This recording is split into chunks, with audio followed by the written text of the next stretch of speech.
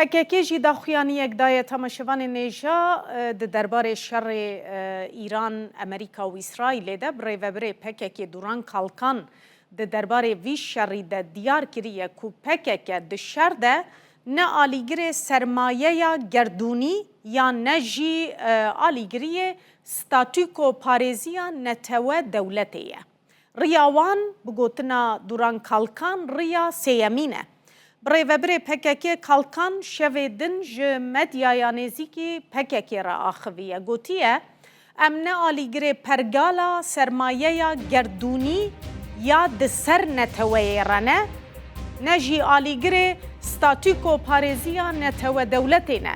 Em riya sêyemînin, em alîgirê komara demokratîk in. Em dixwazin pirsgirêk bi lihevkirinê bêne çareserkirin. Lê Îranê vegera li serdema berê nabe. Lê wê çareserî çawa be ew girîng e. Derket holê ku pergala dewletparêz ewlehiyê peyda nake.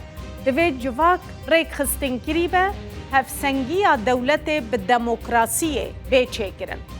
Duran Kalkan li ser gotûbêjên di derbarê beşdarbûna hêzên Kurd di şerê li hemberî Îranê de jî gotiye Kurd ne duê rewşê de ne ku bibin leşkerê tu kesî.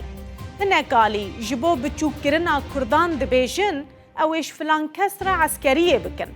Kurd rûmeta xwe diparêzin. 5 salin bi pêşengiya PKK xeta azadiyê dane ber xwe.